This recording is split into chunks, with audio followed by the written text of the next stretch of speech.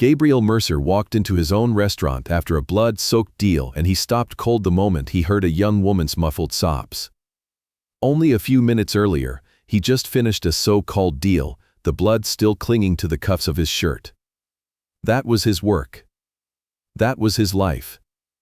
Gabriel Mercer, 36 years old, the owner of one of the largest underground empires in Los Angeles. But tonight, he wasn't coming to Obsidian as a kingpin. He came as an ordinary guest, no entourage, no advance notice, no one knowing he'd show up. It had been Gabriel's habit for years. He believed the truth of a place didn't live in financial reports or pretty numbers on paper.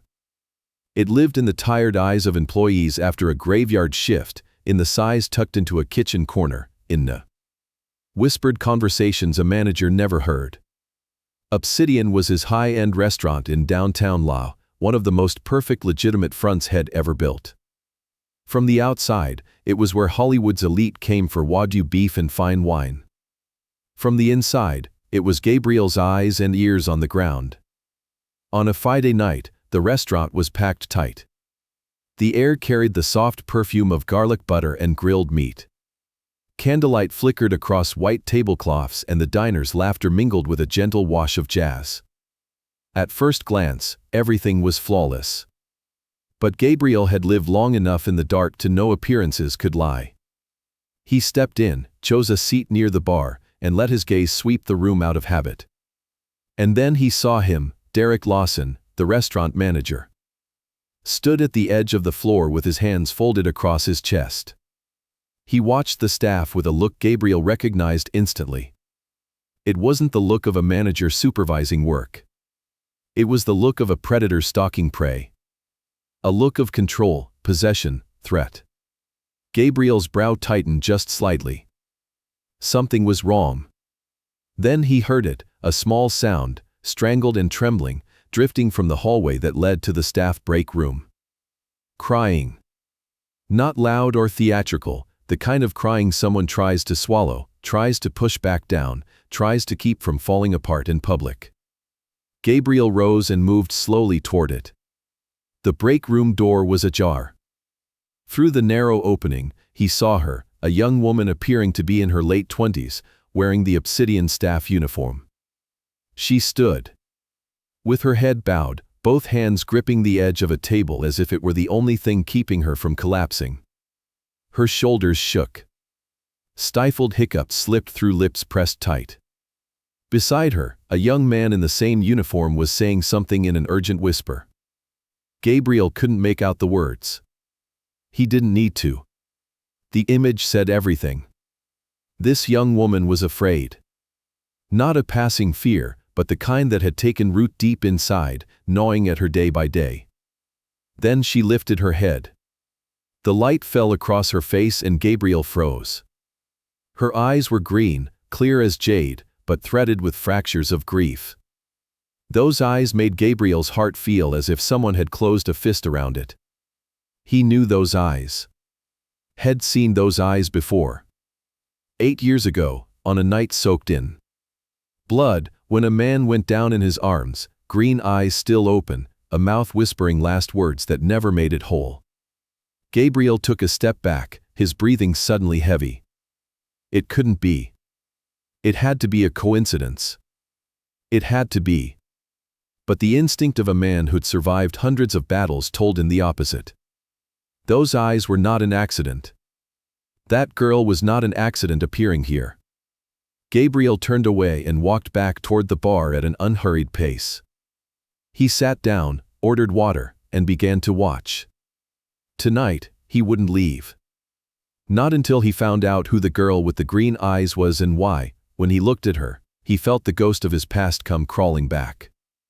Nursing his glass of water, he let the ambient noise of the restaurant wash over him while his focus sharpened into a lethal point.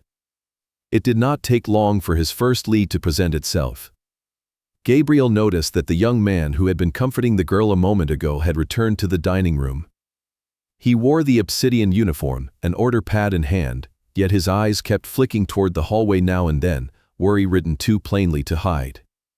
Gabriel rose and walked at an unhurried pace toward the service area.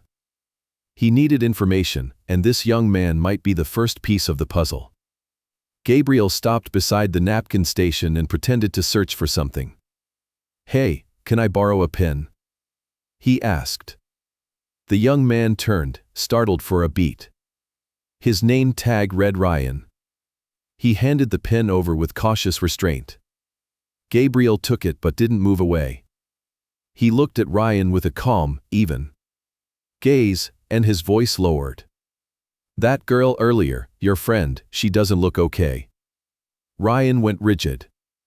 His eyes blinked fast, then dropped to the floor. "She is fine," he answered.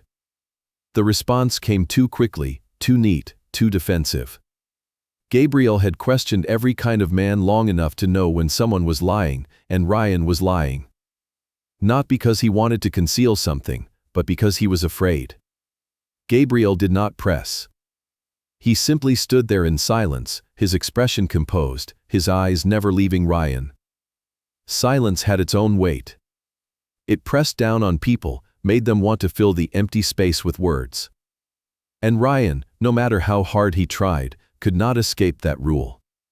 "Her name is Grace," Ryan let out a breath, his voice dropping smaller. "She has been here more than a year. Best person in this place. Never complains. Never takes a day off." Gabriel gave a slight nod, urging him to go on. "But she does not have a choice," Ryan swallowed, his hands tightening around the order pad. "Derek, that manager, he knows Grace's situation. He forces her onto night shifts over and over, makes her work overtime without pay. She can't say no because she is scared of losing her job. And losing her job means losing everything." Ryan opened his mouth to add more, but suddenly he stopped. His gaze slid past Gabriel's shoulder, and his face blanched in an instant. Gabriel didn't need to turn to know who was coming. He felt the sharp stare drilling into the back of his neck. "I have to work," Ryan said quickly, bowing his head and slipping away like a rabbit that had caught the scent of a fox. Gabriel stayed where he was, the pen still in his hand, before calmly slipping it into his jacket pocket and moving toward the bar. He took a seat on a high stool in a shadowed corner. Behind the bar stood a solidly built man polishing a glass with the practiced ease of a professional bartender. His name was Jake, but he wasn't just a bartender. He was Gabriel's man, planted in Obsidian 2 years earlier to monitor the restaurant's activity. Jake caught sight of Gabriel and didn't show surprise. He simply stepped closer, asked what he could get him, and set a glass of whiskey in front of Gabriel. His voice dropped low enough that only the two of them could hear. "Derek Lawson, there is a problem," Jake murmured while keeping his motion smooth and ordinary. Gabriel took a sip of whiskey. His eyes fixed straight ahead. "Talk," he commanded softly. "He makes secret calls after his shift," Jake explained, flicking a quick glance toward Derek, who was standing out on the floor. "Always goes out to the back alley. Strangers come to see him regularly, about once every 2 weeks. They do not come through the front door, and they have a smell." Gabriel understood what that smell meant. It was the kind of instinct people in the underworld carried. "There is something stranger," Jake added, his voice dropping into something heavier. "He asks a lot about the employee named Grace. Not about her work, but about her family, especially about her father. He asked who her father is, what he did when he died. Like he is searching for something or confirming something." Gabriel went silent. The instincts of a mafia boss were screaming inside his head. An ordinary restaurant manager had no reason to care about the father of a server, unless he wasn't an ordinary manager. Gabriel stood, leaving several bills on the bar. "Keep watching," he spoke low to Jake. "Any movement from Derek, you let me know immediately." Jake nodded and returned to work as if the conversation had never happened. Gabriel turned and looked across the crowded room, his dark eyes locking onto the manager with lethal precision. The pieces of the puzzle were clicking together with terrifying clarity, and Gabriel knew the girl with the green eyes was standing directly in the center of a deadly snare. Gabriel Mercer stepped out of Obsidian into the dim, shadowed parking lot, the chill of the Chicago night air hitting his face, though it was not enough to cool the sudden burning in his chest. He walked toward his black Bentley parked in the corner, his mind spinning with the haunting image of those jade green eyes. He needed absolute certainty. He pulled out his phone and dialed Marcus Webb, his most loyal second-in-command, a man who moved in the shadows as easily as Gabriel did. Marcus answered on the first ring. "Boss," Marcus said, his voice a low rumble. "Marcus," Gabriel replied, his tone sharp and cold as a blade. "Investigate a waitress named Grace working at Obsidian. I need to know everything. Who her parents are, where she lives, her financial situation. Everything." "Understood," Marcus said without hesitation. "How soon?" "Right now," Gabriel ordered, ending the call before sliding into the driver's seat of the Bentley. He did not start the engine. Instead, he stared through the tinted windshield at the glowing windows of the restaurant. Inside, Grace was still working, still carrying trays, still living under the cruel thumb of a predator, completely unaware that the man her father died for was sitting just a few yards away. Gabriel closed his eyes, and the memory he had tried to bury for 8 years crashed over him all at once. He was 28, riding in the back of an armored car with his father. Thomas Sullivan, their iron-willed bodyguard, sat in the front passenger seat. Thomas had been like an uncle to Gabriel, a silent protector with green eyes that never missed a detail. Then came the blinding headlights, the screech of tires, the deafening roar of gunfire tearing through bullet-resistant glass. His father died instantly. But Gabriel lived because Thomas threw himself over the back seat, using his own body as a human shield. Thomas took bullet after bullet meant for Gabriel, returning fire until his gun clicked empty. When the shooting finally stopped, Thomas was bleeding out in Gabriel's arms. Live, Thomas had choked out, blood spilling from the corner of his mouth. "My daughter, Grace, please." He never finished. Those green eyes had dimmed and gone blank. Gabriel had spent months hunting the men responsible, burning their factions to the ground, but when he tried to find Thomas' family to fulfill that dying wish, all records had been wiped clean. It was as if they had deliberately vanished. Until tonight. Gabriel's grip on the steering wheel tightened until his knuckles turned white. 20 minutes passed. Every second felt like an hour stretching into infinity. Finally, the phone buzzed, shattering the silence of the car. Gabriel answered immediately. "Talk," he commanded. Marcus took a heavy breath, his voice darker than usual. "I found her, boss. And you will want to brace yourself for this." Gabriel's heart hammered a relentless rhythm against his ribs. "I am listening." "Her full name is Grace Sullivan," Marcus said slowly. 27 years old. The only daughter of Thomas and Linda Sullivan. Hearing the confirmation aloud hit Gabriel like a physical blow to the sternum. He had known it in his gut, but the absolute certainty made his chest ache. "Continue," he rasped. "Her file is pure tragedy, boss," Marcus went on, the grim reality bleeding into his words. "After Thomas died, Linda changed their names slightly and moved them away, trying to hide from the underworld fallout. She raised Grace alone, working herself to the bone. Grace got into college, had a future. But 6 years ago, Linda was diagnosed with terminal cancer. She fought it for 10 months before passing away, leaving Grace completely alone." Gabriel swallowed the dry lump forming in his throat. "And the debt?" he asked, anticipating the worst. "Crushing," Marcus replied. $127,000 in hospital bills and predatory loans. Grace had to drop out of her 3rd year of college. Since then, she has been working 2 or 3 jobs at a time just to keep the collectors at bay. Waitressing, scrubbing floors, grocery clerking. She started at Obsidian about 14 months ago. 8 years. The words echoed in Gabriel's mind like a death knell. 8 years she had lived out there alone, scraping by, watching her mother die, carrying a mountain of debt that would break the strongest of men. And no one had helped her. No one had protected her.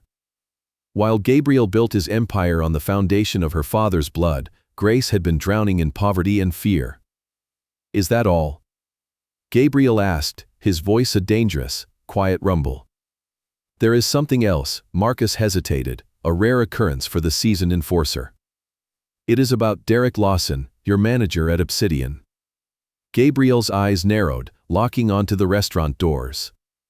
"Say it."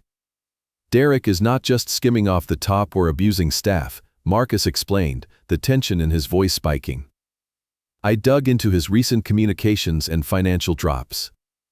He has ties to Victor Crane." The name froze the blood in Gabriel's veins. Victor Crane was the rival boss who had ordered the ambush 8 years ago. The man who murdered Gabriel's father. The man Gabriel thought he had killed in retaliation. "Victor Crane is dead," Gabriel stated, his tone dropping to an icy whisper. "I burned his compound to the ground." "He survived, boss," Marcus said grimly. "He has been hiding in the shadows for 8 years, slowly rebuilding his forces. And Derek Lawson is one of his top lieutenants." Gabriel sat in the suffocating silence of the Bentley. The pieces snapped together to form a horrifying picture. Victor Crane knew exactly who Grace was. He knew she was the daughter of the man who ruined his perfect assassination plot. Derek had not hired Grace by accident. She was a target. A pawn in a long, twisted game of revenge. Gabriel ended the call without another word. He stared at the restaurant, his eyes shifting from the deep sorrow of failure to the blinding, cold rage of a predator whose territory had just been breached. Victor Crane wanted to use the daughter of Thomas Sullivan to hurt him. But Victor had made one fatal miscalculation. He had led Gabriel right to her. Gabriel opened the car door and stepped back out into the freezing night, knowing he was not going home until he ripped the predator away from his prey. Gabriel did not start the engine of the Bentley right away. The freezing Chicago night seeped through the thick glass, but the chill was nothing compared to the ice forming in his veins. Victor Crane was alive. Marcus sent a heavily encrypted file to the tablet mounted on the dashboard. Gabriel opened it, his dark eyes scanning the glowing text and grainy surveillance photos. The screen illuminated the harsh reality of the young woman's existence.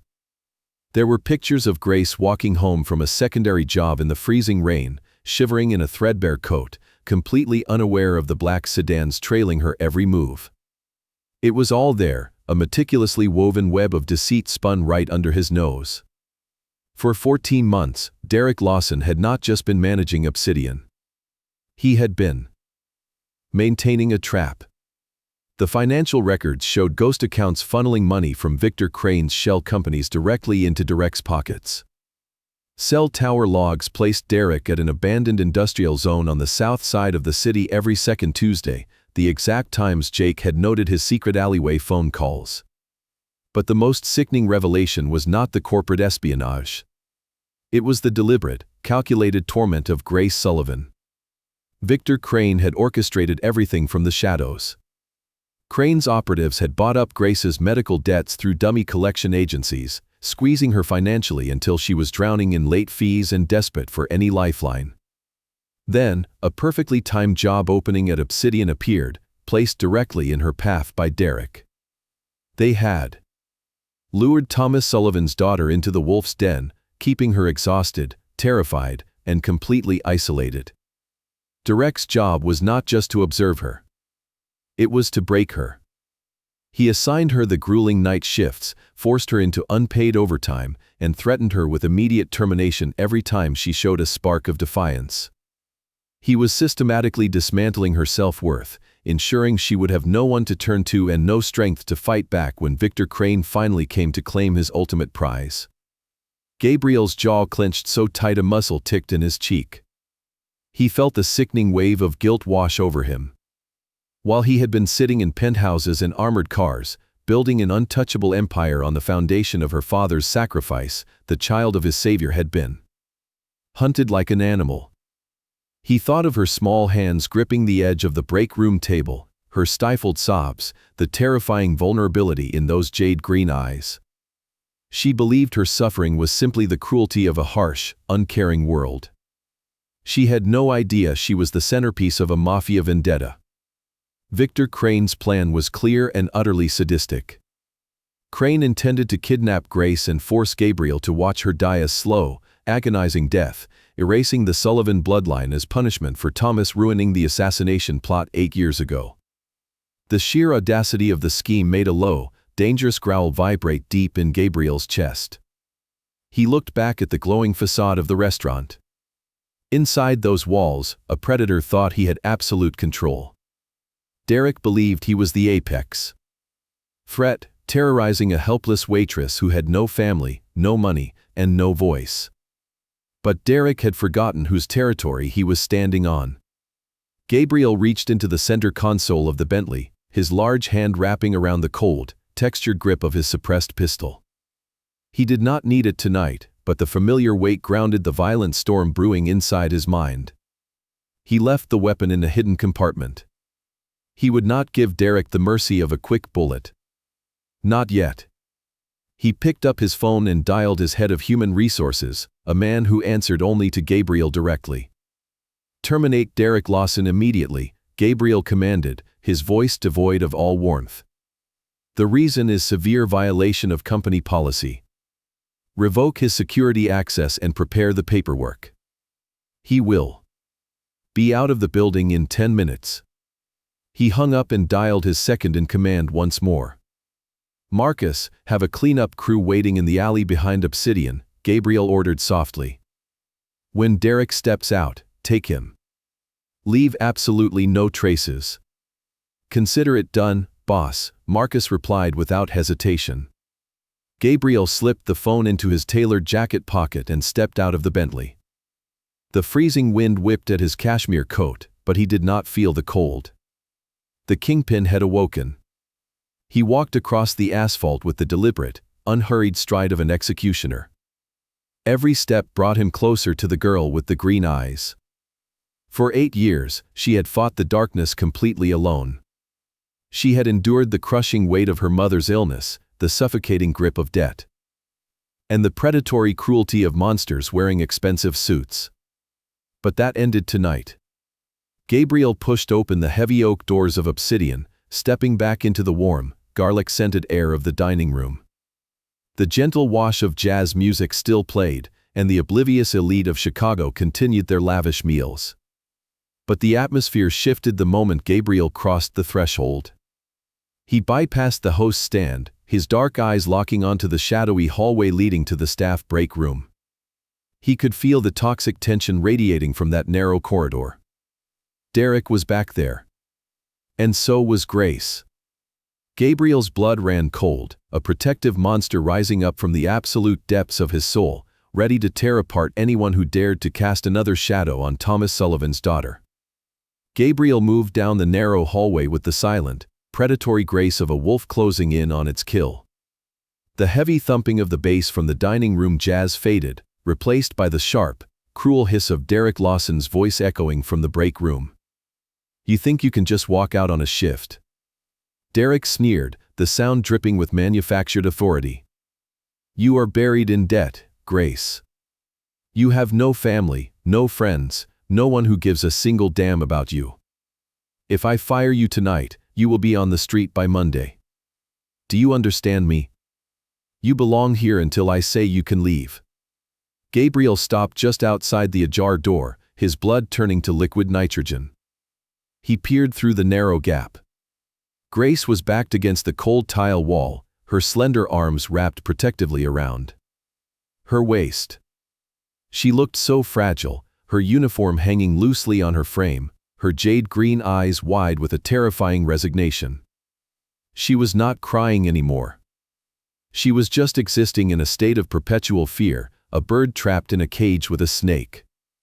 "Please, Derek," she whispered, her voice trembling so violently it cracked. "I have worked 14 hours.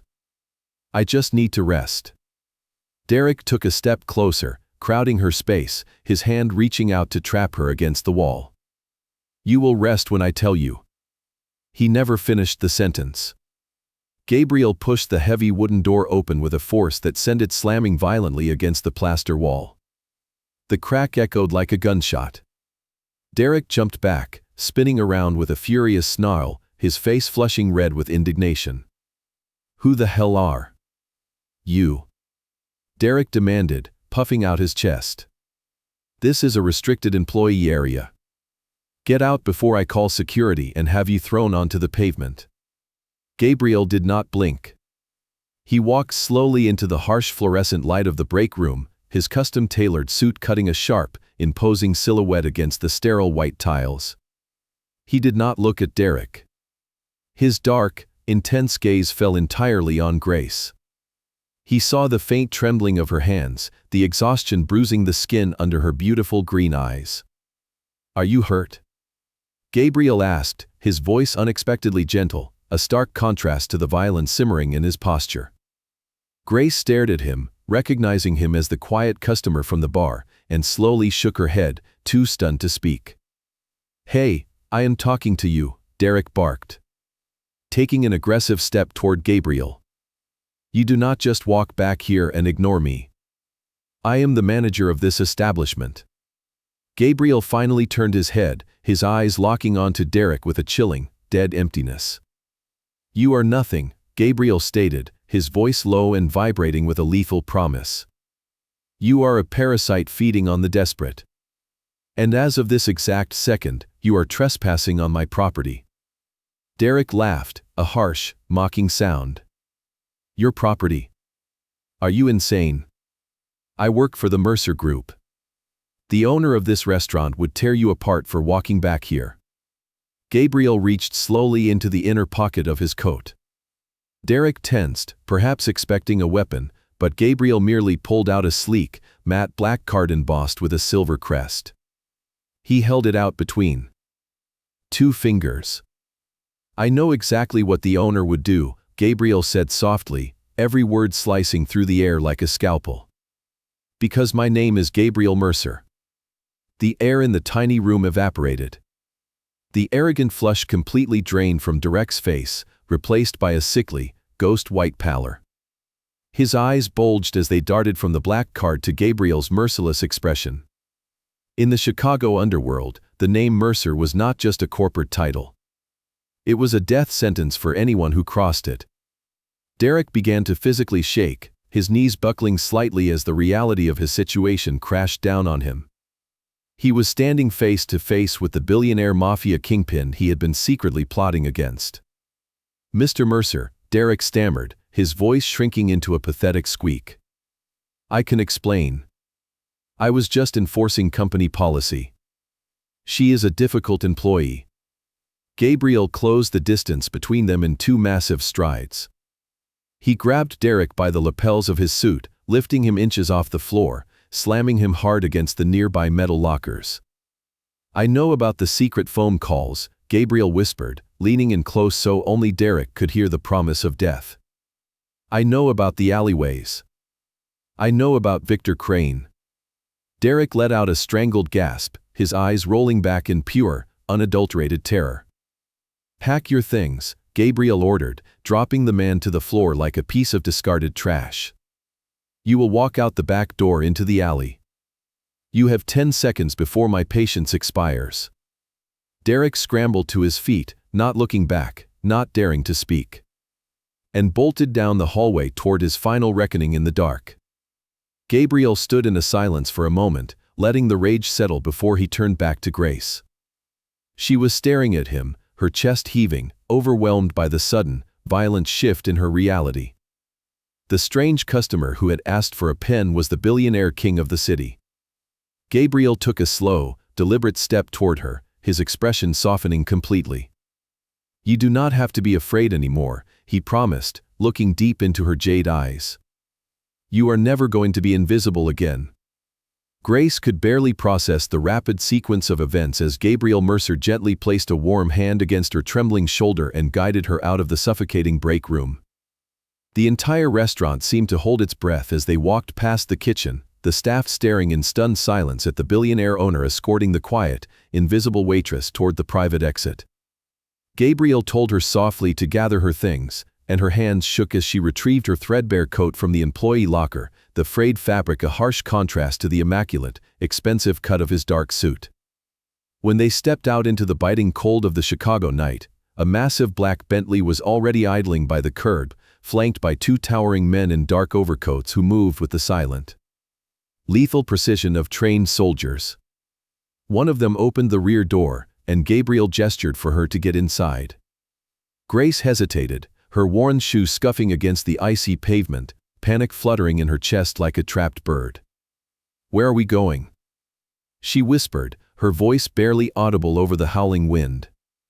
Gabriel looked down at her, his dark eyes filled with an uncompromising protective fierce resolve. "Your apartment is no longer safe, Grace," he stated evenly, deliberately using her name. "There are people who want to use you to get to me, and I will not allow that to happen. You are coming with me." The sheer certainty in his voice left no room for argument, and exhaustion had carved itself so deeply into her bones that she simply nodded and slipped into the heated, leather-scented interior of the car. As the Bentley glided seamlessly through the glittering city streets, Grace stared out the tinted window, her mind spinning. For years, she had been a ghost, and nobody struggling to scrape together enough pennies to survive another week.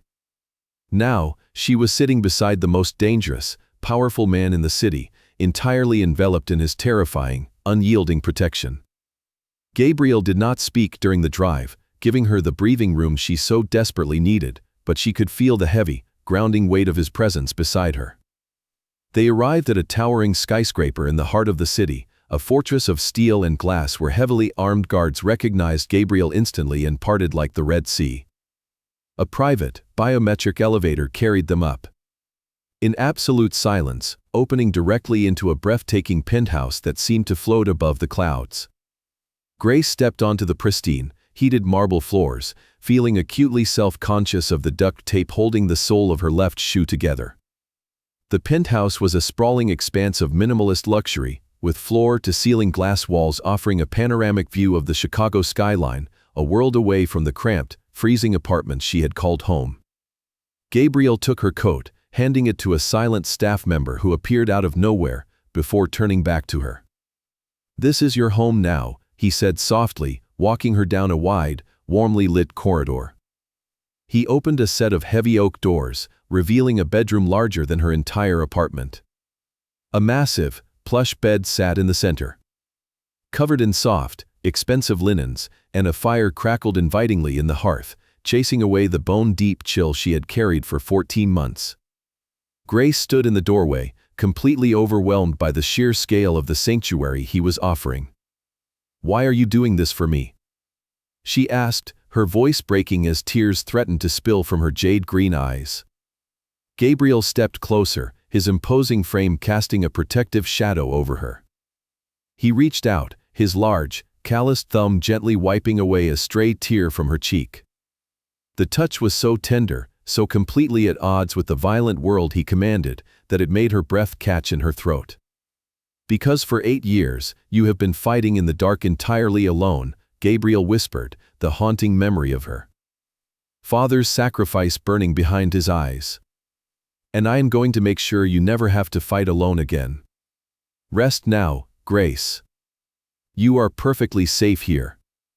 He stepped back, offering her a faint, reassuring nod before pulling the door shut, leaving Grace standing in the center of the warm, beautiful room. For the first time since her mother died, the crushing weight of survival lifted from her fragile shoulders, replaced by the terrifying, exhilarating realization that the most dangerous monster in the city had just become her absolute shield. Grace woke up to the unfamiliar sensation of sunlight warming her face through floor-to-ceiling windows, her body sinking into a mattress so soft it felt like a cloud. For a breathless second, she braced herself for the harsh blare of her alarm clock, the gnawing anxiety of a pending eviction, and the dread of another grueling shift under Direct's cruel gaze. But the penthouse was cloaked in a serene, luxurious silence. She sat up slowly, wrapping a thick cashmere throw around her shoulders, the expensive material a stark contrast to the faded, thin blankets she had known for the past 8 years. When she finally gathered the courage to step out of the bedroom, she found Gabriel standing in the vast, open kitchen, holding a steaming cup of dark coffee. He wore a crisp white shirt with the sleeves rolled up, revealing strong forearms, his dark eyes softening the moment they locked onto hers. He did not look like the terrifying kingpin who had banished Derek with a single sentence the night before. He just looked like a man carrying a heavy, unspoken burden. He gestured to a stool at the marble counter, and she sat down, wrapping her hands around the warm mud he slid toward her. The air between them was thick with questions she did not know how to ask.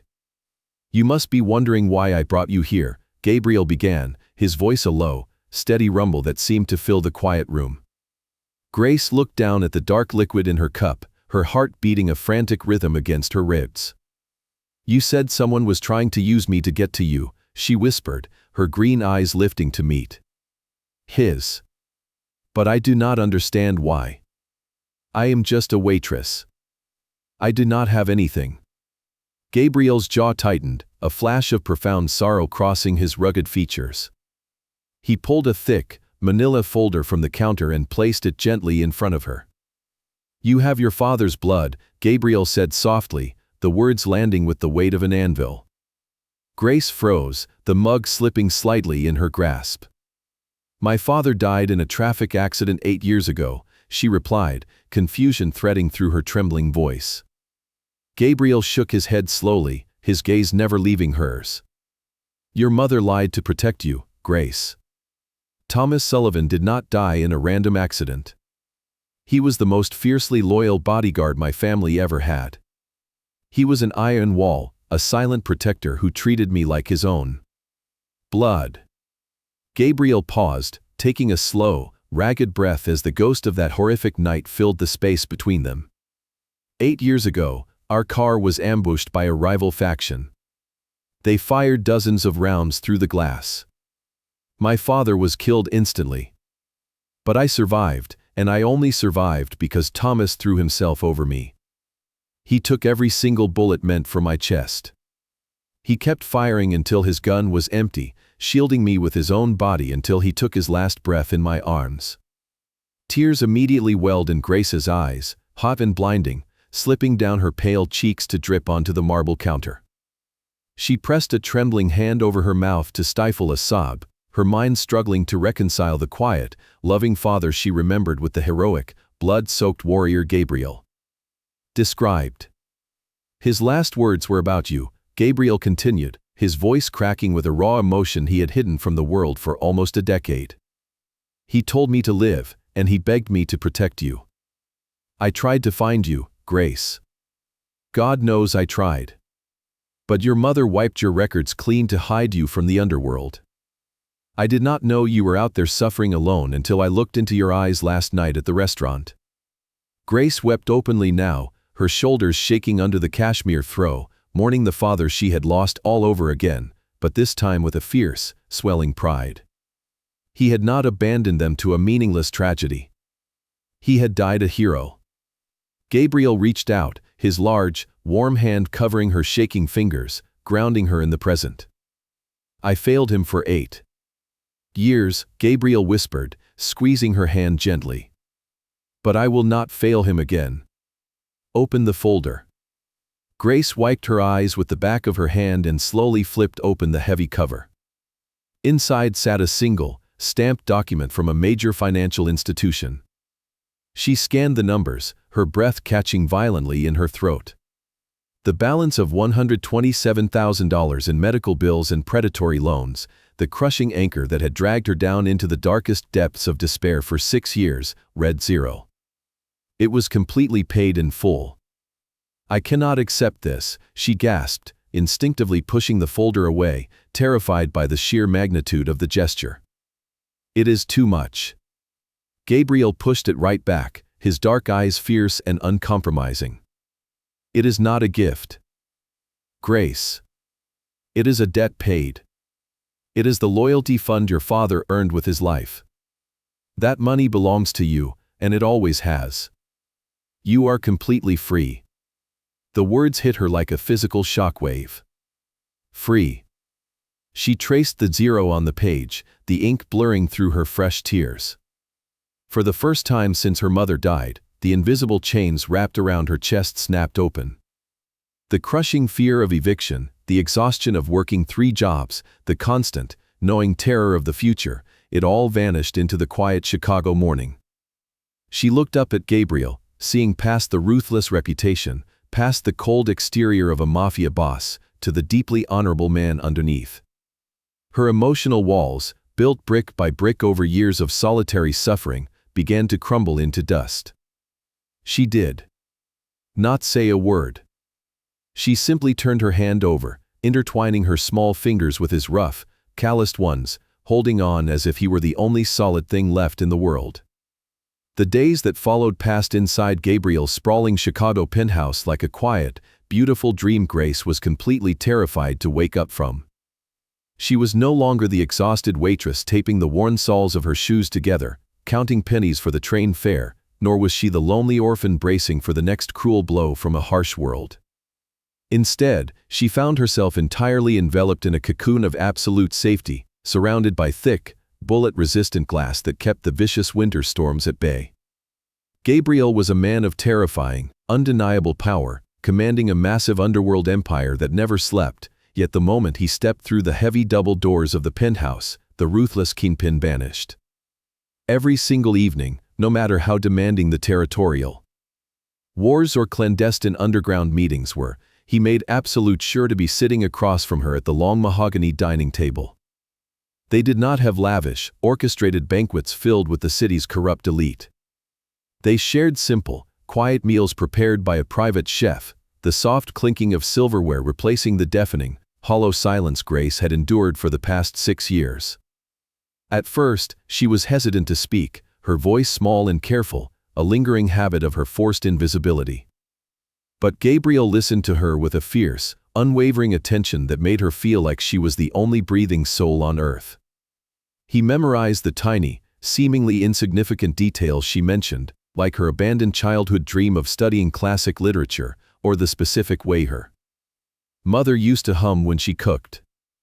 One Tuesday afternoon, Grace walked into the expansive library and found a tall stack of rare, pristine books waiting on the central table, the exact obscure titles she had once whispered about during a late-night conversation. She had wept quietly then, not from grief or exhaustion, but from the overwhelming, beautiful realization that she was finally, truly seen. Their romantic bond deepened profoundly in the quiet, shadowed hours of the night. Often, when sleep evaded them both, they would find each other out on the massive balcony overlooking the glittering, endless city skyline. Gabriel would step out into the freezing air without a word, wrapping a thick, heavy blanket securely around her shivering shoulders, standing close enough that she could feel the steady, reassuring heat radiating from his large, imposing frame. He spoke softly of her father, filling the hollow spaces in her heart with vibrant stories of Thomas Sullivan's quiet bravery, of his surprisingly dry humor, and of the unshakable, fierce loyalty that had defined his life. In return, Grace unknowingly stripped away Gabriel's heavy iron armor.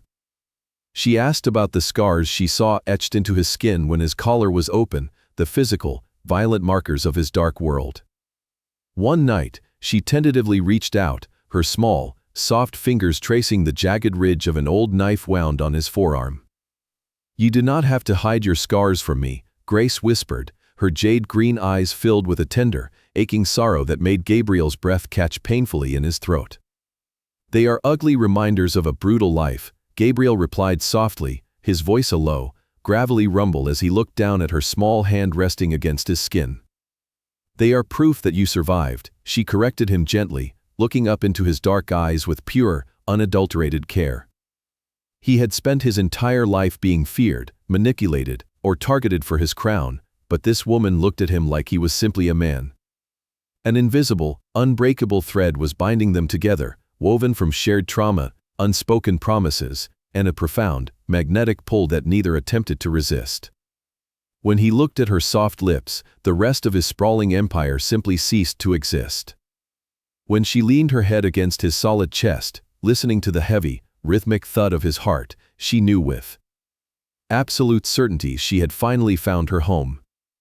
But outside the impenetrable glass of their sky-high sanctuary, the city of Chicago harbored monsters that did not rest, and the illusion of safety was a fragile thing.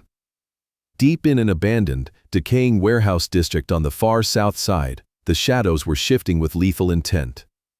Victor Crane stood over a rusted metal table littered with stolen blueprints, high-resolution satellite imagery, and intersected digital security codes belonging directly to the Mercer penthouse. The rival boss, a phantom who had survived 8 agonizing years in the dark solely on the bitter, toxic fuel of vengeance, smiled a cold, bloodless smile.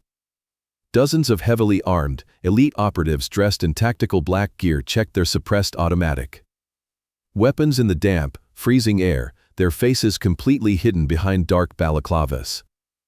Derek Lawson's brief infiltration had successfully provided Victor with the exact, tiny blind spots in Gabriel's state-of-the-art surveillance network.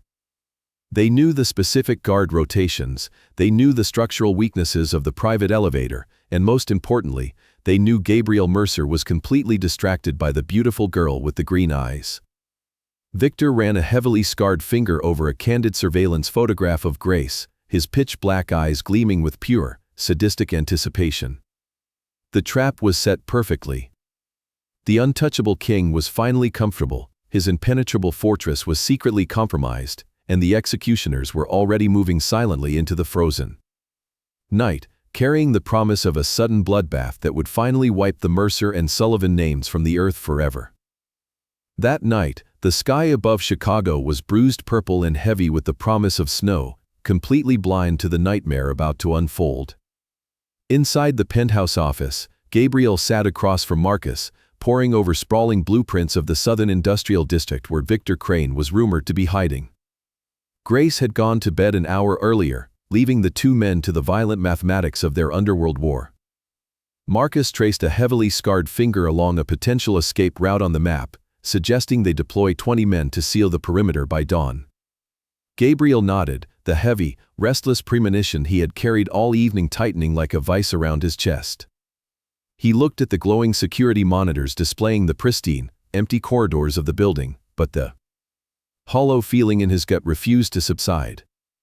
"Something is wrong," Gabriel murmured, standing up from the mahogany desk just as the monitors flickered and died. An instant later, the entire penthouse plunged into absolute, suffocating darkness. The silence held for a single, terrifying heartbeat before the heavy oak doors of the office splintered inward under the force of a breaching charge.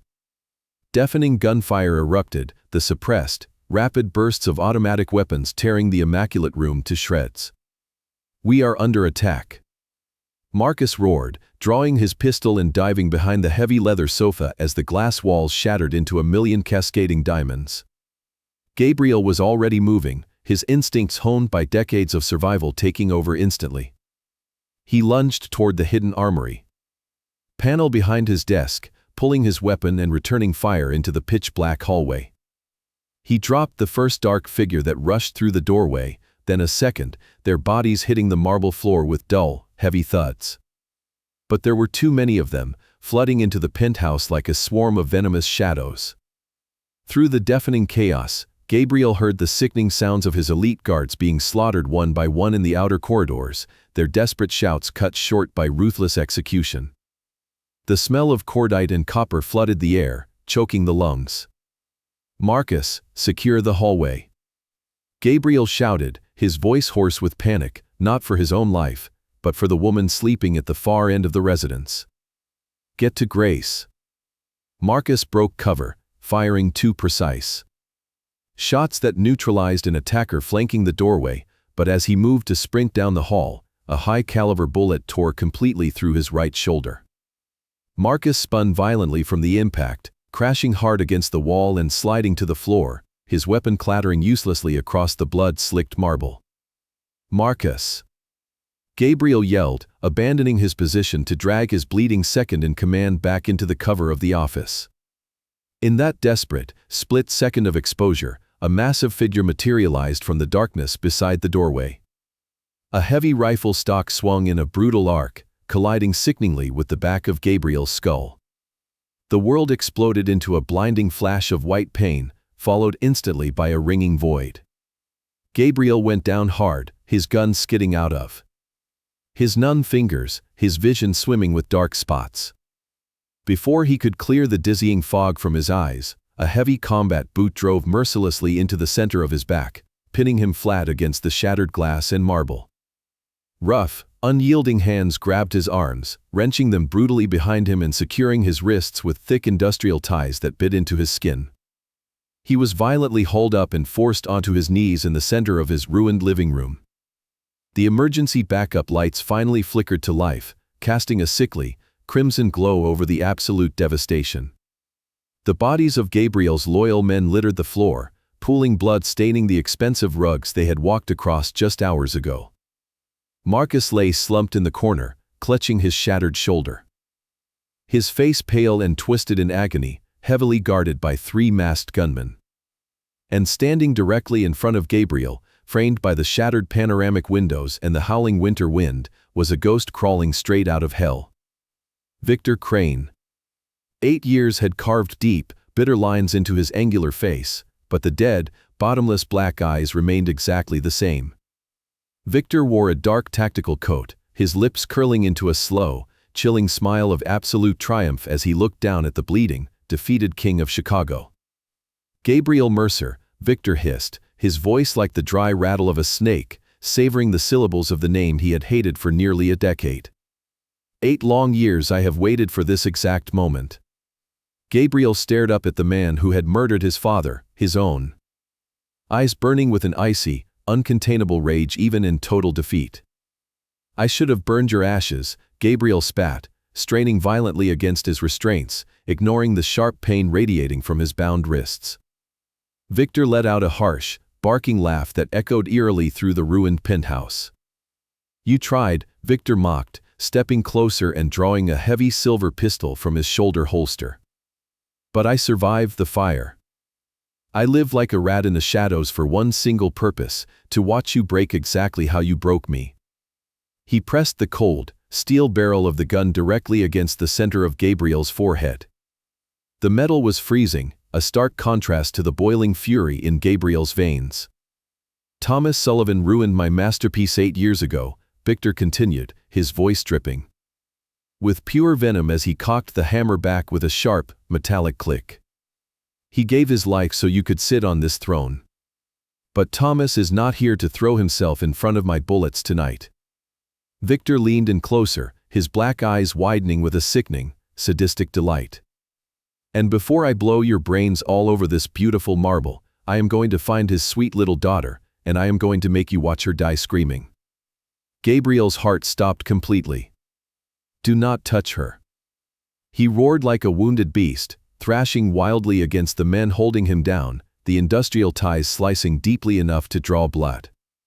But the attackers only tightened their iron grip, pinning him to the floor, forcing him to witness the agonizing end of everything he had fought to protect, as Victor's men turned away and began kicking open the doors down the hallway, hunting relentlessly for the girl with the green eyes. In the master bedroom at the far end of the sprawling corridor, Grace jerked awake to the deafening, rhythmic crack of automatic gunfire tearing through the penthouse. Panic seized her throat, freezing her blood. Survival instincts, honed by years of scraping by on the dangerous streets, screamed at her to hide, shoving her barefoot across the plush carpet toward the reinforced steel door of the secure room Gabriel had shown her just days ago. She sprinted inside, locking the heavy bolts with trembling hands, her heart hammering against her ribs like a trapped bird. Inside the dimly lit bunker, a bank of glowing monitors displayed the horrifying reality unfolding in the living room through the surviving security cameras. Grace clutched the edge of the metal console, her breath catching violently as she stared at the high-definition screens. She saw Gabriel, the untouchable, terrifying kingpin who had shielded her from the world, forced onto his knees among the shattered glass, his hands bound tightly behind his back. She saw Marcus lying motionless in a pool of dark blood, and she saw the cruel, scarred man holding a heavy silver pistol directly against Gabriel's temple. Through the static of the audio feed, the man's chilling voice echoed into the safe room. He taunted Gabriel, speaking of an ambush 8 years ago, and then he spoke a name that made the floor drop out from beneath Grace's feet.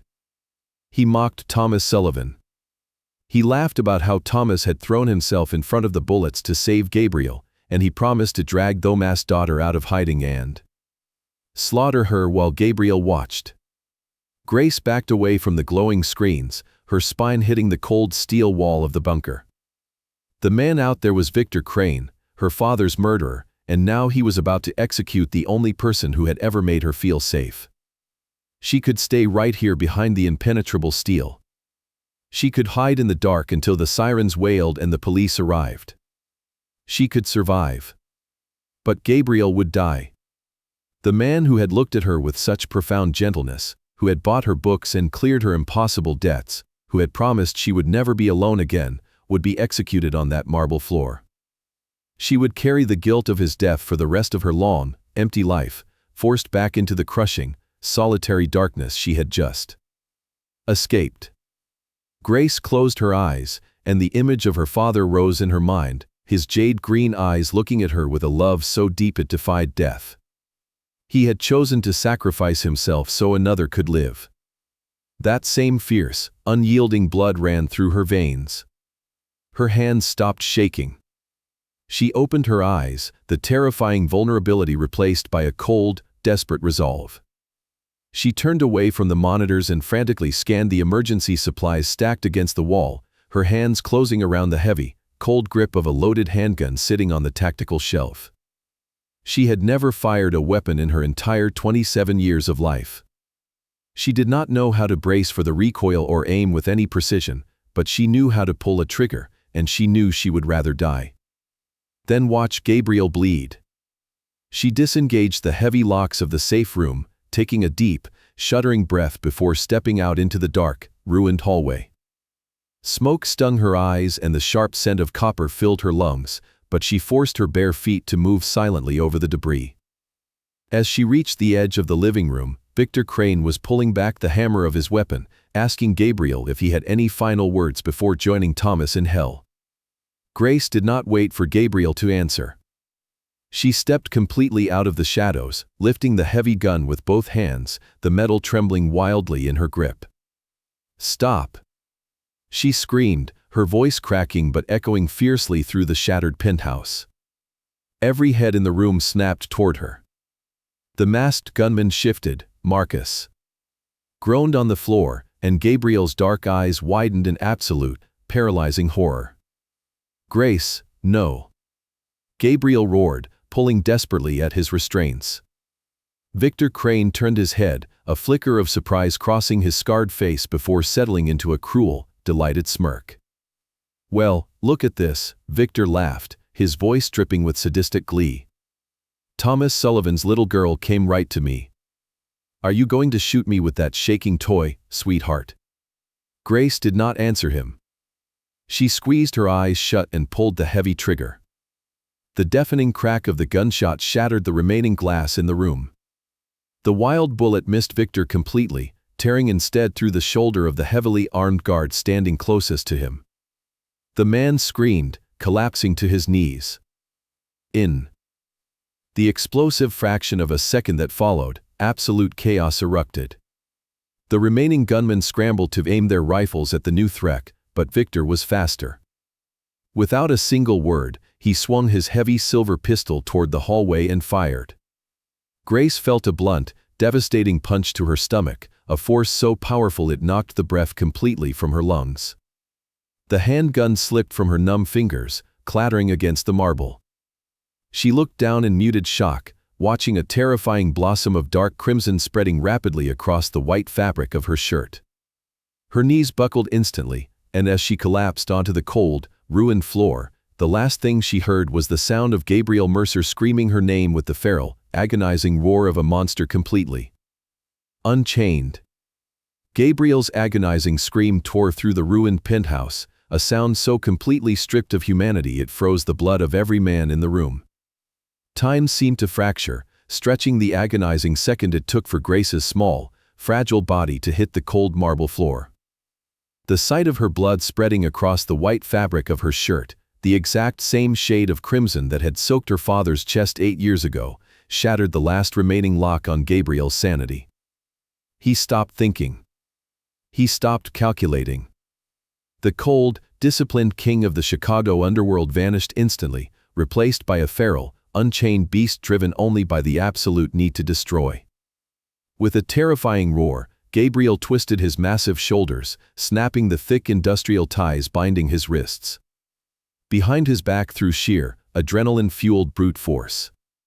The thick plastic cut deeply into his skin, leaving bloody gashes, but he did not feel it. Before the two armed guards holding him could even register his sudden freedom, Gabriel exploded upward. He drove his elbow backward into the throat of the first guard, collapsing his windpipe with a sickening crunch, then snatched the man's falling combat knife in one fluid, blindingly fast motion. He buried the blade deep into the thigh of the second guard, ripping the man's assault rifle away as he screamed. Gabriel did not even aim. He fired from the hip in a sweeping, devastating arc, dropping 3 more of Victor's masked operatives before they could raise their weapons. Across the room, fueled by Gabriel's sudden resurgence, Marcus fought through the blinding agony of his shattered shoulder. He reached out with his good arm, grabbing a discarded pistol from the floor, and began firing relentlessly to cover Gabriel's flank. Chaos swallowed the living room. Gunfire deafened the air, bullets shattering the remaining vases and tearing the expensive leather furniture to shreds. But Gabriel's dark, bloodshot eyes were locked entirely on one target. Victor Crane had stumbled backward during the initial explosive counterattack, raising his heavy silver pistol to fire, but he was completely out of time. Gabriel did not shoot him. Shooting him was far too quick, far too merciful. Gabriel threw his empty rifle aside and launched his entire massive body forward like a human missile, tackling Victor with a force that sent both men crashing violently through a heavy glass coffee table. Sharp shards rained down on them, but Gabriel felt absolutely nothing but the boiling, volcanic hatred surging through his veins. Victor struggled wildly, bringing his knee up and slashing desperately with the barrel of his gun, but Gabriel caught his wrist and slammed it down onto the marble floor until the bones shattered and the silver weapon skittered away. "You touched her," Gabriel roared, driving his heavy, calloused fist directly into Victor's face. Bone cracked sickeningly under his knuckles. "You killed my father." Another devastating punch followed, snapping Victor's head to the side. "You killed Thomas." A third blow rained down, tearing the skin above Victor's eye. The two men rolled across the floor, a brutal, ugly blur of fists and blood. Victor fought with the desperate ferocity of a cornered rat, clawing at Gabriel's face and eyes, but the kingpin was entirely immune to pain. Gabriel pinned Victor flat on his back, his heavy knees trapping the rival boss' arms, and began to systematically beat the life out of him. Every single punch carried the suffocating weight of 8 years of buried grief, the agonizing memory of a blood-soaked armored car, and the terrifying, paralyzing fear of losing the woman bleeding out only a few yards away. Victor's face quickly became an unrecognizable, pulpy mass of swelling flesh and broken cartilage. He stopped fighting back, his body going limp against the cold stone floor, bubbling blood leaking from his mouth. Gabriel's hands shifted, his thick fingers wrapping tightly around Victor's crushed throat, squeezing with an iron grip that would end the monster's life in a matter of seconds. Victor's bottomless black eyes finally showed absolute terror, bulging helplessly as the last remaining breath was choked from his lungs. Gabriel was going to kill him with his bare hands. He was going to watch the light completely vanish from his enemy's eyes. But then, drifting through the thick smoke and the agonizing ringing in his ears, he heard a sound that severed his homicidal trance entirely. It was a faint, wet gasp, a fragile flutter of breath struggling for air. Grace. Gabriel's heart seized violently in his chest. Victor Crane suddenly meant absolutely nothing. Vengeance meant absolutely nothing. Gabriel released the crushed throat of his enemy, letting Victor's head loll against the floor, and scrambled desperately across the blood-slicked marble on his hands and knees. He reached Grace's side, his breath catching in his throat as he looked down at her pale, beautiful face. She was completely still, her jade-green eyes fluttering weakly as the pool of crimson widened beneath her. Gabriel collapsed beside her, pressing his large, bloody hands frantically over the devastating wound in her stomach, trying to hold her life inside her fragile body. "Call an ambulance." Gabriel screamed over his shoulder to Marcus, his voice tearing completely apart in a way no one in the underworld had ever heard before. "Call them right now." The frantic wail of the ambulance siren sliced through the freezing Chicago night, but to Gabriel Mercer, the deafening noise was entirely drowned out by the terrifying, shallow rasp of the young woman breathing on the stretcher beside him. He did not let go of her hand. His other hand remained pressed fiercely over the devastating wound in her abdomen, his expensive suit jacket soaked entirely through with her hot, dark blood. The paramedics shouted medical jargon, pushing intravenous needles into her fragile veins and wrapping an oxygen mask over her pale face, but Gabriel's dark, feral eyes never left her fading green ones. "Stay with me," he whispered, his voice cracking with a raw, desperate agony he had never known in his 36 years of life. "Do not close your eyes, Grace. You have to stay with me." She was slipping away, her skin turning as cold and white as the falling snow outside the tiny window of the speeding vehicle, her pulse nothing more than a fragile flutter against his blood-stained fingers. When the ambulance finally slammed to a halt outside the emergency room, the doors flew open, and a swarm of doctors and nurses descended, pulling the stretcher out into the blinding, sterile glare of the hospital lights. Gabriel ran alongside them, his boots slipping on the polished linoleum, his heart hammering against his ribs like a trapped animal until they reached the heavy double doors of the surgical wing. A nurse placed a firm hand on his ruined chest, blocking his path, telling him he could not go any further. The surgical doors swung shut with a definitive, hollow thud, severing him completely from the only thing that mattered in the world. Gabriel was left standing alone in the stark, blindingly white corridor. He looked down at his trembling hands. They were coated thickly in her blood, the crimson already beginning to dry and crack against his skin. It was the exact same heavy, sticky warmth he had felt 8 years ago when Thomas Sullivan had bled out in his arms on a dark, lonely road.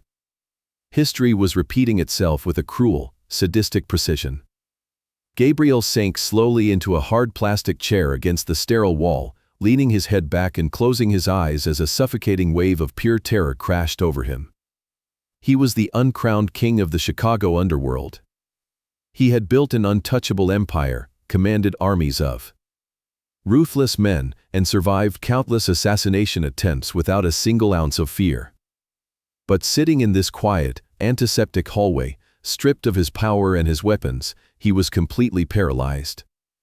He realized with a terrifying, absolute clarity that he was no longer simply trying to repay a blood debt to a fallen bodyguard. Somewhere between the quiet, shared dinners in the penthouse, the late-night conversations on the freezing balcony, and the profound, vulnerable gentleness in her jade-green eyes, the cold, impenetrable Mafia boss had fallen deeply and irrevocably in love with the struggling waitress. The sheer depth of that love terrified him, because it meant that if she died on that operating table, his own soul would die right there with her. Hours dragged by like jagged glass. 1 hour. 2 hours. 3 hours. 4 hours. The sterile clock on the wall ticked with a maddening, relentless rhythm.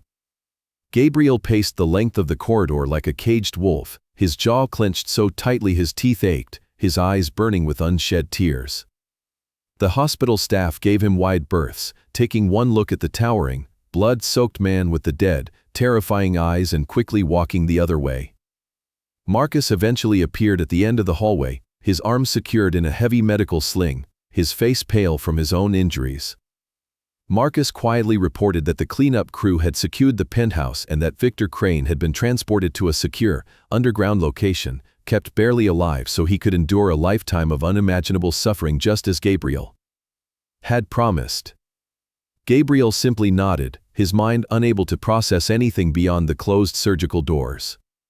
He did not care about Victor Crane anymore. He did not care about his empire, his wealth, or his territory. He only cared about the girl who had stepped out of the shadows with a trembling gun to save a monster who did not deserve her. Driven to the absolute edge of his sanity, Gabriel did something he had not done since he was a child. He stopped pacing, leaned his heavy shoulders against the cold hospital wall, and prayed. He did not know who was listening, but he begged any god that existed to take his life instead, to take his empire, to take every single drop of blood in his veins, if only they would let Grace Sullivan open her beautiful green eyes just one more time. Finally, just as the first pale light of dawn began to creep through the frosted windows of the hospital corridor, the heavy double doors of the surgical suite pushed open. A weary surgeon stepped out into the hallway, pulling down his blue surgical mask, his scrubs stained with the brutal evidence of a desperate fight for life. Gabriel pushed himself off the wall, his massive frame suddenly feeling as fragile as glass, his breath catching painfully in his throat as he walked forward to face the absolute razor edge of his destiny. The exhausted surgeon pulled down his blue mask and looked at the towering, blood-stained kingpin with a weary but definitive nod. The high-caliber bullet had miraculously missed her spine and major arteries, though the sheer volume of blood loss had brought her to the absolute brink of death. She was going to live. The breath that shattered out of Gabriel's lungs was a violent, shuddering exhale, releasing a weight that had nearly crushed his soul. He followed the medical staff into the sterile quiet of the intensive care recovery room, his heavy boots making no sound against the linoleum floor.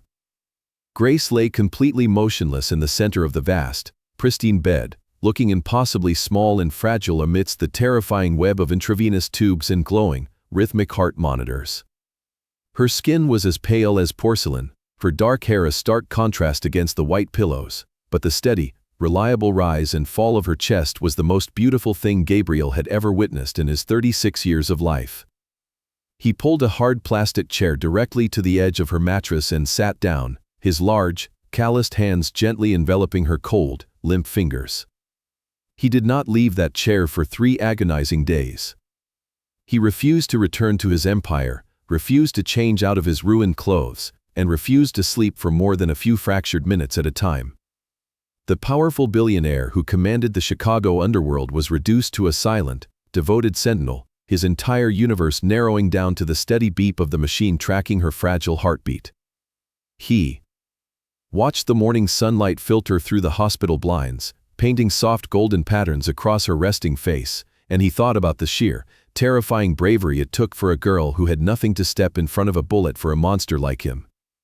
She had saved his life just as her father had 8 years ago, but this time, the debt was not just written in blood. It was etched permanently into his heart.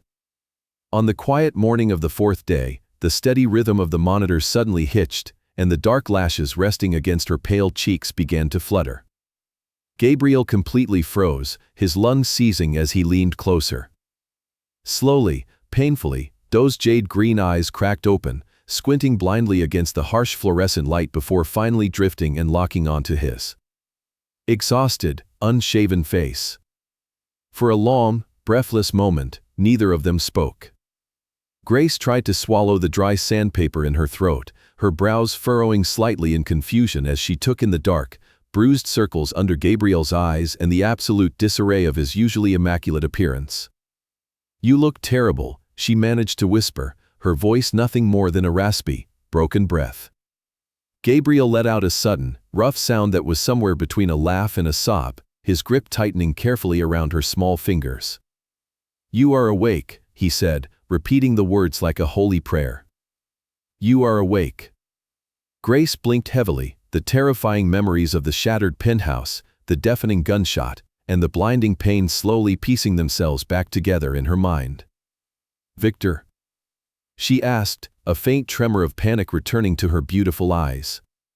Gabriel reached up, his rough thumb gently stroking her pale cheek to ground her. "He is handled, Grace. He will never, ever hurt you or anyone else again. You are completely safe."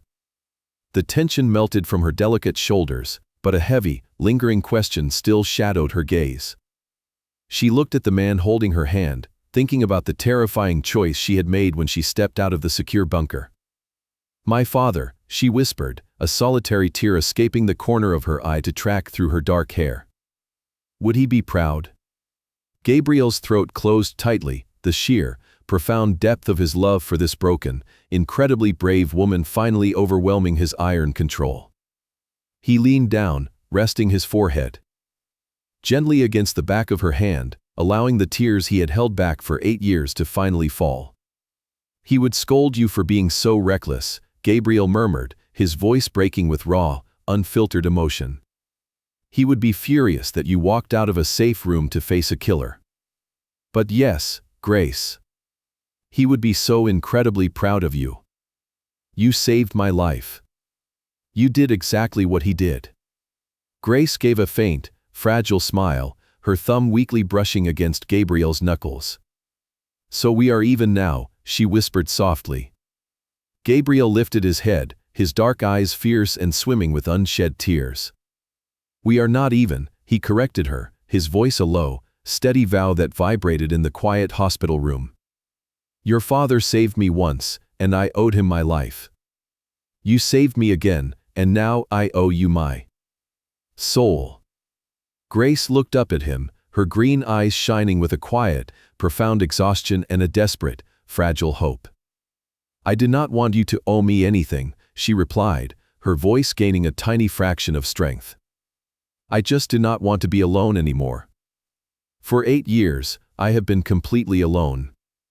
Gabriel leaned forward, his face mere inches from hers, brushing a stray lock of hair away from her forehead with a tenderness he reserved only for her. "You will never be alone again," he promised, the words a sacred oath binding them together forever. "Not ever again." No grand declarations were needed, just the quiet, absolute certainty of two broken people who had finally found their sanctuary in each other, ready to leave the darkness behind. The weeks that followed Grace's return to the Chicago penthouse were a slow, delicate dance of healing and quiet transformation.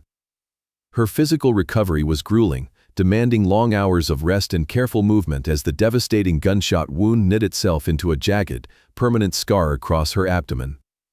Yet, for the very first time in her 27 years, she was allowed the profound luxury of simply resting. She did not have to tape her shoes, she did not have to count loose change for the bus, and she did not have to endure the terrifying uncertainty of a looming eviction. Instead, her world became a vast, sunlit sanctuary suspended high above the frozen city. Gabriel transformed the guest wing into a private recovery ward, filling it with the scent of fresh lilies and the quiet hum of world-class medical machines. But the most powerful medicine was Gabriel himself. The ruthless, untouchable kingpin of the underworld spent his mornings sitting patiently at the edge of her plush bed, helping her sip water, holding her fragile hand when the pain medication wore off, and reading aloud from the classic literature books he had bought her. As the brutal Chicago winter slowly began to thaw into a hesitant spring, so too did the invisible chains that had bound Grace's spirit. With her staggering medical debt completely erased by Gabriel's quiet, decisive hand, the crushing weight of pure survival lifted, leaving behind a sudden, beautiful vacuum.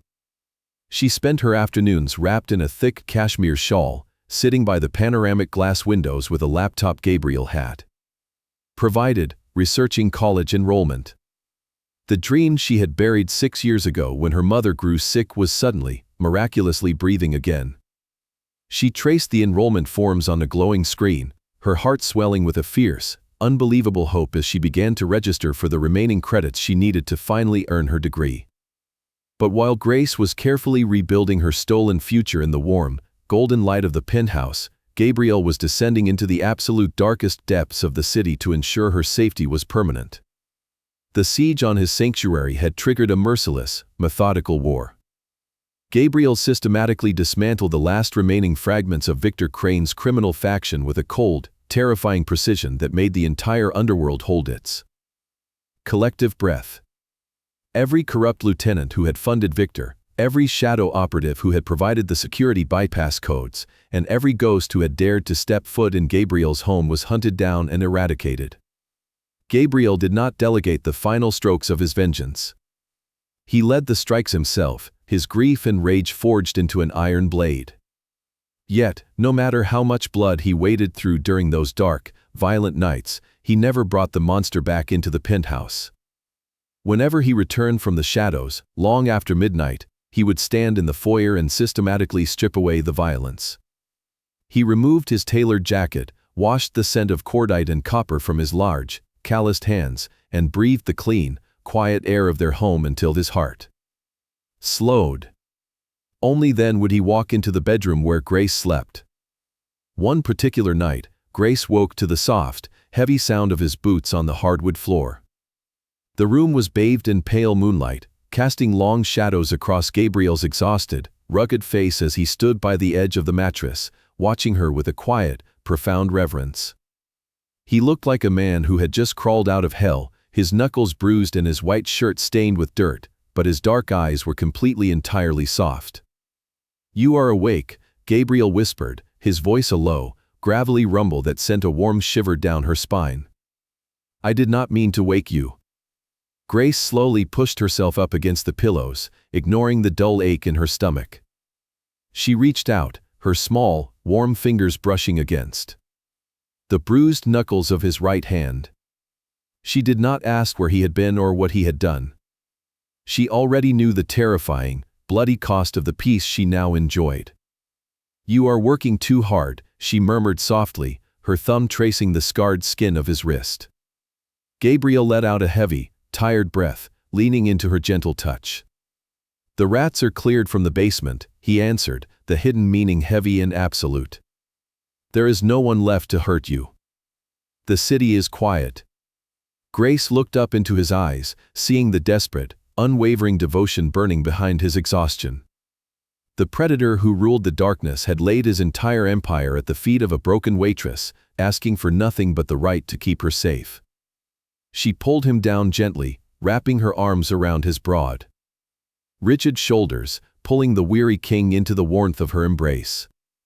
"Then stay here with me," she whispered against his neck. "Just rest." Gabriel closed his eyes, burying his face in the soft, fragrant curve of her shoulder, letting the last remnants of his war melt away into the quiet, beautiful promise of their shared future.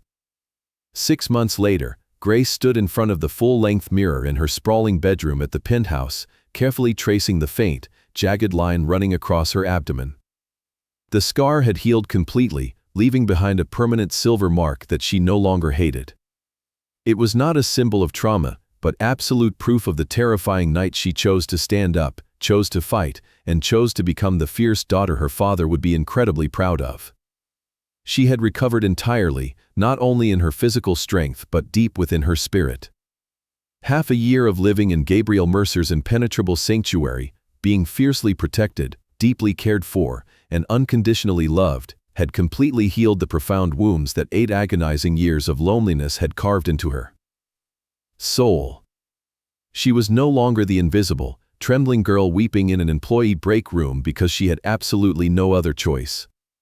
She had transformed, and it was not only her who had changed.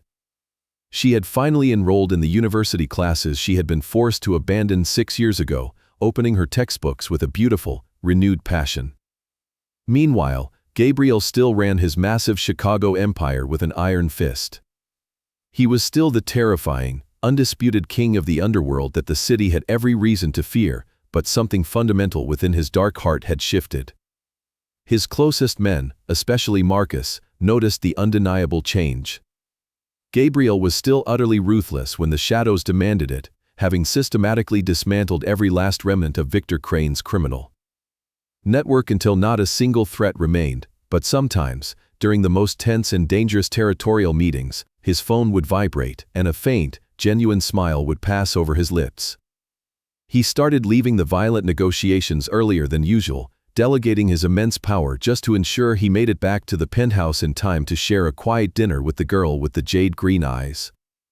Tonight, Grace walked out onto the expansive glass balcony, looking out at the glittering lights of Chicago spread beneath her like a brilliant ocean of stars.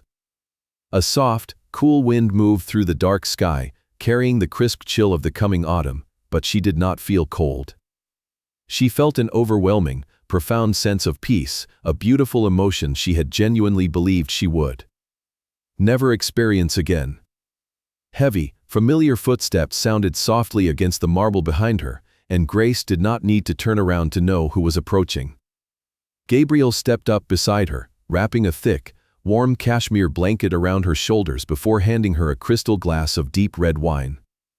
She took it, taking a small, slow sip, and they stood there together in the comfortable, absolute silence, standing shoulder to shoulder, looking out at the exact same horizon and understanding each other's souls without needing to speak a single word. After a long, beautiful while, Grace finally broke the silence, her voice as light and free as the wind. "What happens next?" she asked softly. Gabriel turned his head to look at her, his dark, intense eyes reflecting the glowing city lights and the absolute adoration he held for her. "I do not know," Gabriel admitted, his voice a low, steady rumble. "What do you want, Grace?" She turned to fully face him, her green eyes shining brightly in the night. She thought about the last 6 months, about the quiet, safe dinners they shared, about the towering stacks of classic books he bought for her, about the late nights they spent talking on this very balcony about everything and absolutely nothing at all. She thought about the profoundly gentle way he looked at her, as if she were the most precious, vital thing in his entire brutal world, and about how she finally felt safe, deeply valued, and never, ever alone. "I want to stay right here," she began, a soft, incredibly honest smile blooming on her face. "I want to build a life with you." Gabriel watched her for a long, breathless moment, the last heavy remnants of his dark past melting away completely. He gave a rare, breathtaking smile, reaching out to gently cup her cheek. "Then we will build a life together," he promised. They turned back to the glowing city, shoulders touching, ready to step into a completely new chapter. Because sometimes, a massive blood debt does not have to be repaid with violence or tragedy. It can be beautifully repaid with a second chance to live again, and a once-in-a-lifetime chance to unconditionally love. This emotional journey shows us that in life, no matter how terribly dark your circumstances become, there is absolutely always a light waiting at the end of the tunnel. Grace lost her brave father, buried her sick mother, carried a crushing financial burden, and was cruelly exploited, but she never, ever gave up her fierce spirit. And Gabriel, even though he was raised in the absolutely brutal world of the Mafia, still held tightly to gratitude and profound loyalty for the man who saved his life. The most important message this story wants to share is the healing power of genuine human connection, because no one can survive the darkness completely alone. We all desperately need someone beside us to share the burdens, to lean on when we are exhausted, and to walk through the longest, coldest nights together. If you are going through a profoundly difficult time right now, please remember that you are never alone. Open your tired heart, trust the process, and allow the right people to step into your life. If this story touched your heart, please hit the like button, share this video with the people you love, and do not forget to subscribe to Sunni Romance to listen to more meaningful, emotional stories every single day. How did this story make you feel tonight? Was there a specific detail that moved you to tears, or a moment that made you deeply reflect on your own life choices? Leave a comment down below right now, because we truly want to hear what is resting in the deepest part of your heart. Goodbye for now, and we will see you in the very next video, wishing everyone watching this beautiful story good health, a joyful spirit, and a life absolutely filled with unconditional love every single day.